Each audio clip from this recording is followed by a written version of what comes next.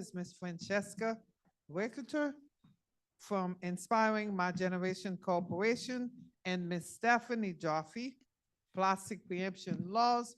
Please be ready. Okay, thank you. Thanks.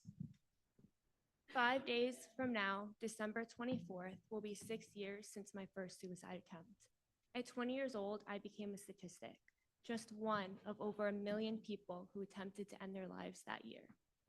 I was still young enough to see my pediatrician, and at 20 years old, I was thrusted into a healthcare system that was fractured, and I spent every day trying to find the mental health support that was right for me. I vividly remember a few years ago, sitting in my primary care doctor's office, where he asked me, "You don't want to kill yourself, do you?"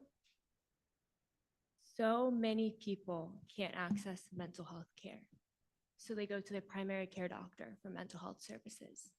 Yet, so many primary care clinicians report that they don't have the resources or the skills to be able to support mental health, to be able to properly diagnose or create evidence-based effective treatment. In 2022 alone, there were over 206,000 emergency department visits for mental health in the state of Florida. So what can we do? How can we address this?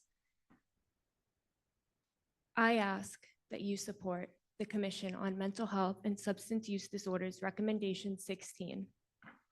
Increase integration of primary care and behavioral health through the expansion of Florida's existing regional mental health hubs. In 2020, less than a year after my last attempt in psych ward hospitalization, I started a nonprofit called Inspiring My Generation, dedicated to suicide prevention. At 20 years old, I needed someone to fight for me. So at 21 years old, I started fighting for myself and fighting for others by advocating, by developing resources. So I'm standing here today asking you to fight for me and for others who need this support. Please support the recommendations of the Commission and use your voice and role to be a powerful voice and advocate for the thousands we lose by suicide each year. Thank you.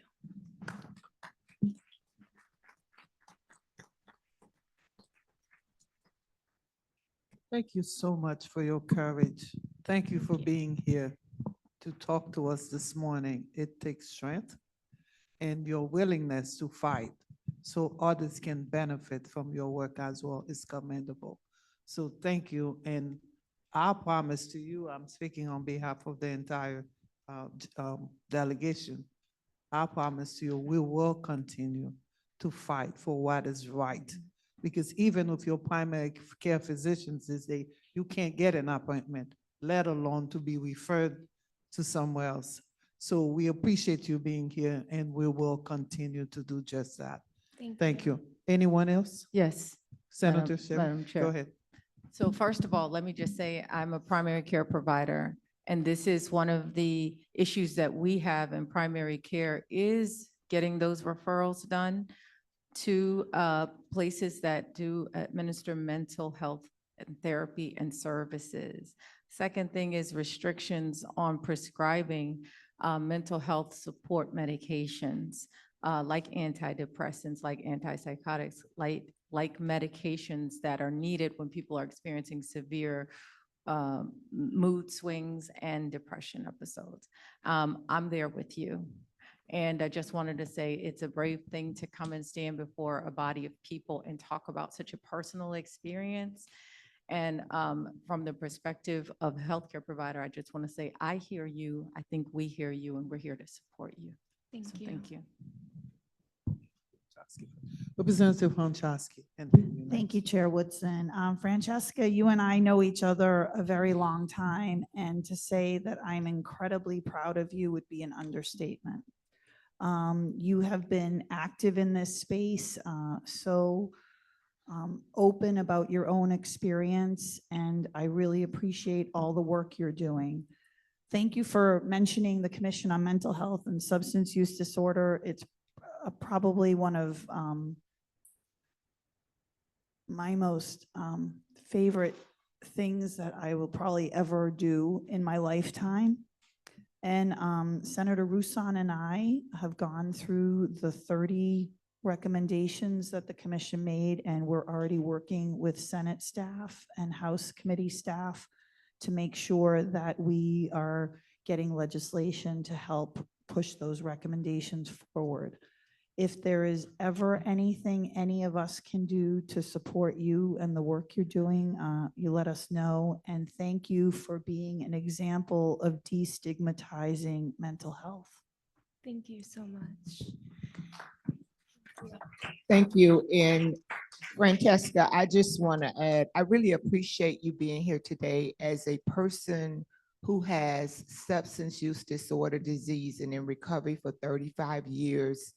Thank you for coming and telling your story and being very transparent. I'm always very transparent. And maybe one day you'll be on this side of the table, because it takes people like us that have real live lived experience to show up in spaces like this, to educate others about these horrible systems and the stigmatizations. You know, with our diseases, we get criminalized, we get stigmatized.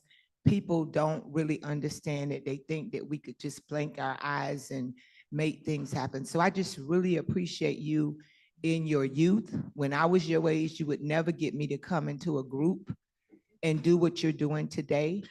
But now I do it all the time, and you'll be such an inspiration for other young people to start giving voice to something that we can help with if we take the time and we take attention to doing that. So thank you so much. Thank you. Thank you, Senator. Thank you so much. Yes. give her a hand.